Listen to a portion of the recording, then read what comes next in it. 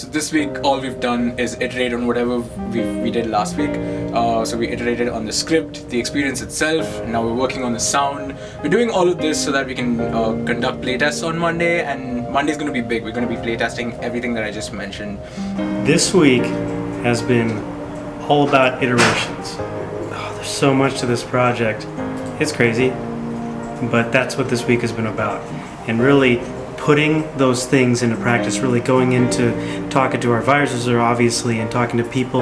The main question is why? Why everything? Being very meticulous and very picky about why this, why that. I think that's really cool and really digging deep, and everybody's had a big part to play. One of the things that we really are excited to test is this idea of having a user interface or some sort of symbol to suggest the option of no action.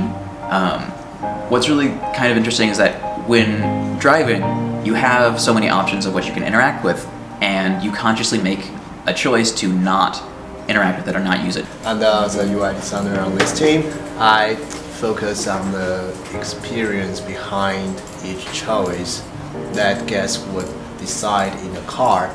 So how can we make each choice equal is like a big problem, because if we design additional UI for 3-object car, we might force or lead guests to choose that decisions. So during the playtest, we're thinking about the hand movements or interaction that people can do in VR, and through the playtest, we will look how people interact, how people feel, how people think about the objects, and also the interaction. So for me, I think the playtest will be very important, and also I'm trying to model objects as photorealistic as possible to not break the immersive experience. Now, the big challenge with writing for this project and getting someone to playtest your script is how do we make interactions a part of the script and how do we playtest that? So our project instructor, Heather Kelly, had a great idea of using Twine to create our script. So Twine is this program where essentially you can create your own, choose your own adventure story.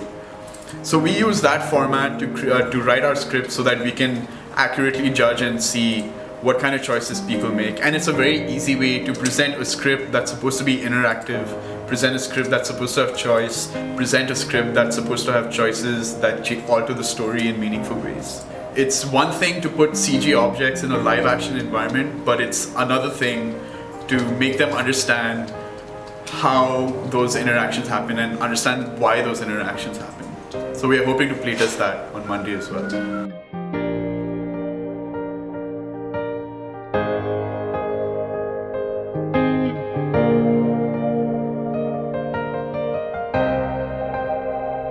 Thank you.